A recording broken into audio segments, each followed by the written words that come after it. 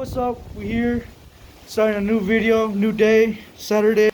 We will be installing some lowering springs. Megan, right? Yeah. Hector? Yep. Some Megans. Let me see if I can find a stamp here. Yeah, they're pretty worn out, but Megans. Stock struts, Megan lowering springs on this 2005? 2001, but they range from what? 101 to 05. So from 101 to 05, 2001 to 2005 IS300. We want to start by jacking and putting some jack stands underneath the car. We needed some little ramps because these I don't have a low profile jack at the moment. Alright guys, so these are the tools you will be needing today. Ball joint separator tool, just to make it easier, smoother. Impact, this is optional honestly, but I mean it will get things off quicker. You need a 3/16. This is for the lug nuts.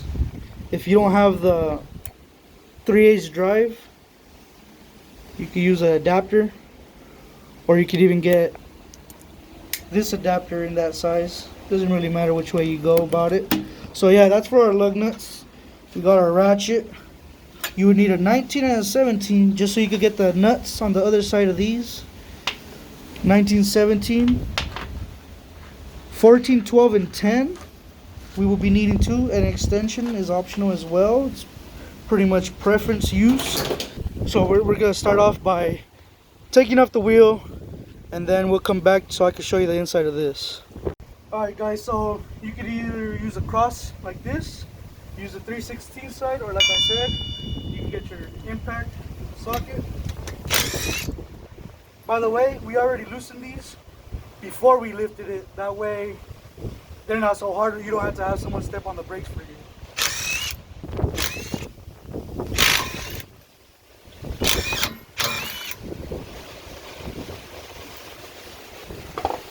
You can either put your wheel aside. Some people like putting it in the middle of the cars just for more safety. Really up to you, but we got jack stands, so we don't really got to worry about it. And there's excessive wind noise or any type of noise that's avoiding you guys from hearing me. Excuse it, we're going to try and edit out the most we can. We got to start by opening the hood, and then we'll go from there. So this is all you're going to need for the front. You'll need a ratchet. I like getting this one just in case, you know, different lengths.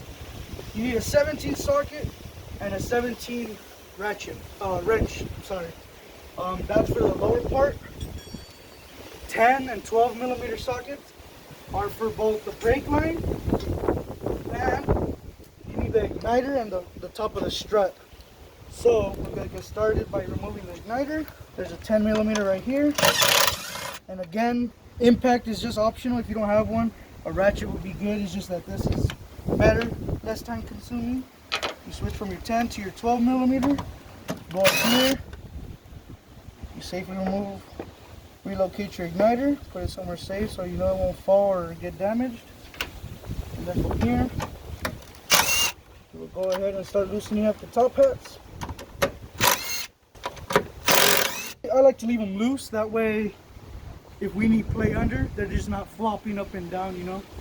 So once you get the top hats out, you switch back to your 10 millimeter. Come over here.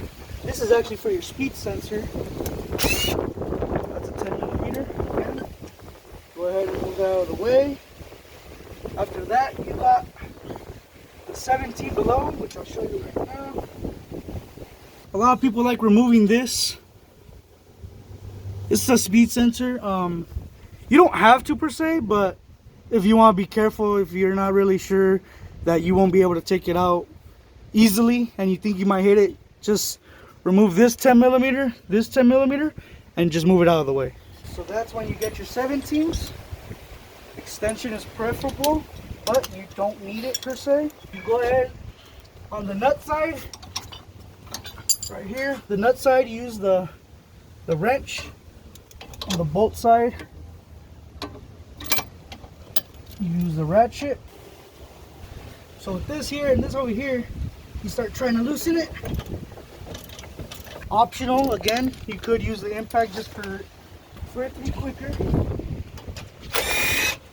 Done. Go ahead and back out the bolt. Just like that. And now you have the bolt and nut out. I like to put the nut back on the bolt, that way you don't lose it. And you know, that nut is for that bolt especially. So next what you want to do, like I said, optional impact, but you can use a ratchet. This will probably be a little better at help for this castle nut. It's a 19. We loosened it before the video, so that's why it's so loose. Again, this is a 19mm castle nut. Before taking off the castle nut, there should be a cotter pin here. There might not be a cotter pin, there might be a cotter pin. That's just for extra safety for you. Okay, and then we would get our tool. This here was rented at AutoZone, at your local AutoZone, I believe. O'Reilly's and Napa has all these stuff you can rent. For renting them, you literally just put down a little down payment and you get it all back once you bring it back in one piece. So we're going to be using the 15/16 by 3. We're going to put it on our ball joint, hammer. Done. So again, with this, it's easier than just going at it with the hammer because you don't know if it's going to get loose. And if it does, cool. If it doesn't, you know, you got to go rent this tool. Again, it's a 15/16 times 3, if you want to look at that. And then after this, you go ahead and come up here, take off your 12mm nuts. Once they're off, easy peasy. Put them off to one side, bring them out, and they're out. And remember, you keep this and put them on your new ones, whether it's coilovers, whether it's your stock ones, whether it's new ones like Totico or whatever the brand may be. Use this. This is a part that I believe they call it the anti-clunk. I guess without this, there's clunks or other noises that might happen. That's why they have it from factory. And this is how they look side by side. Can't tell much now. It needs the weight. Once we put these on, we will move to the back and then we will show you the finished product once we're done. Another thing before you start, you might want to get a spring compressor. Ours already came on some struts. That's how we bought them, so we don't have to do that. Say for example, you got the lowering springs, you just bought them, you got them brand new in the box, no struts, and you want to throw them on either new struts or your struts that you currently have. You would go to Harbor Freight, AutoZone, they all have that stuff. Harbor Freight, you'll buy it. They don't rent tools. AutoZone, O'Reilly's, Napa, all of them could rent out your tools. You need a spring compressor. You put them either on both sides, lower them, and then you come over here.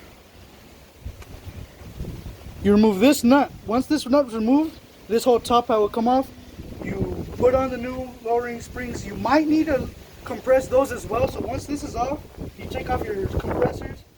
Get the new ones. You might have to compress them. I'm not too sure, depending on what height they're for and what grade they're rated for. But you just do the opposite. You would put them back, put the nut on tight, and then reinstall it. And that's pretty much it from there. So another thing is, if your shocks don't come with a little dust shield, I would recommend to put them on just because they have them for a reason. It's a purpose. And again, do not forget your top hat mount plate. Once you have them, it's as easy as putting them in. You gotta find your little way. Alright. And then once you have them positioned right, you would go ahead and put at least one. I'm gonna go ahead and put them all.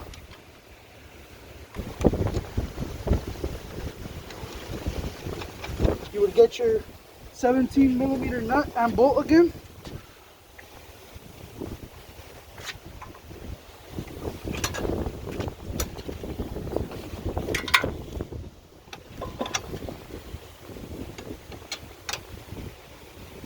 You gotta maneuver it because it's not the same height no more. Boom. You can either tighten it all the way or leave it hand tight. That way you can get everything else. Put your castle nut back up onto your ball joint. You could push down. You might need some help, not sure, depending on what and who you have around. But just to be safe and so you won't be safe and sorry. Have someone help you if you really need to. If not, make sure your car is really secured. You can put your leg down here just like I do to pull this up while you push this down and you tighten it. It's a 19 millimeter.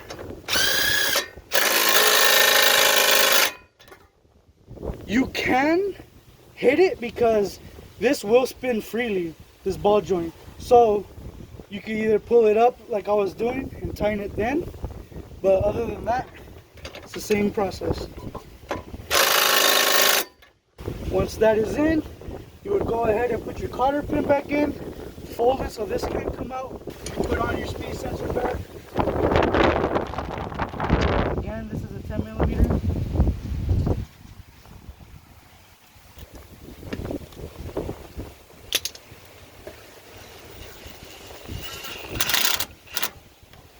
With the impact, if you're using one, just be careful, don't over tighten, don't break. Go ahead and get your 17 millimeter. Okay, 17 millimeter with your 17 wrench. You can even go as far as doing it with your impact and then making sure with your ratchet and making sure that it's tight enough. Again, you can do it on either side. You could have the ratchet on this side, you could have the wrench on that side. Doesn't matter as long as it gets nice and tight. Once it's nice and tight, you go ahead, come up here, tighten up all this nice and tight, nice and tight. Again, like I said, what I like doing, going back after an impact like this, because it's not a big one, you know. I like going back and making sure, you know, just getting it that little quarter turn if it's tight, you know.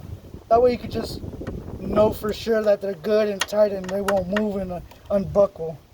Boom, quarter turns. Here's the 12. And then you go back, get your 10 millimeter, put the 10 millimeter bolt back in.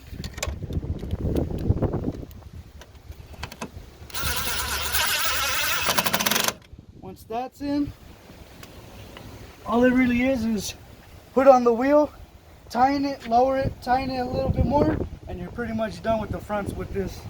After that, do the same thing on the other side, and we'll be back with the rear.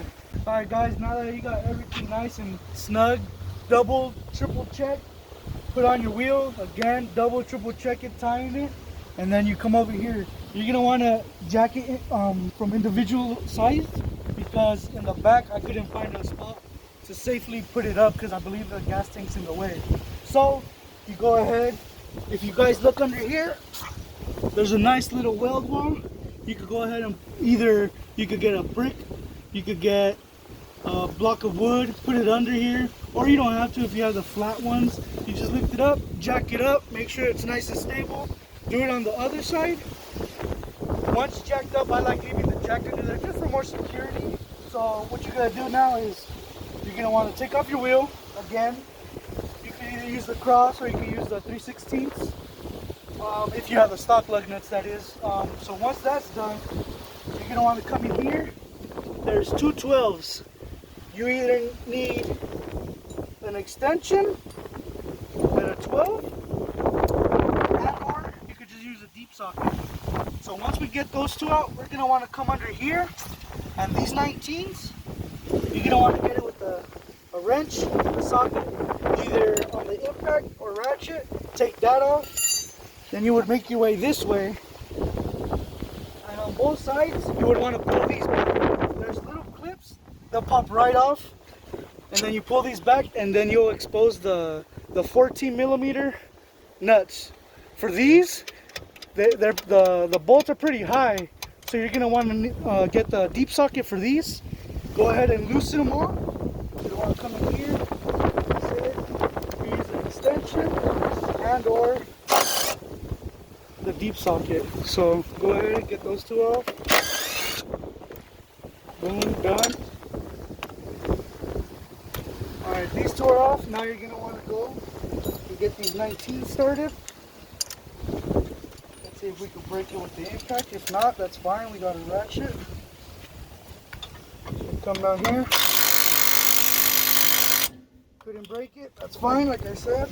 Go ahead and get your ratchet. You have this one, adjust the length, that way you can have more play. Go ahead and grab them both. Just like that. Boom.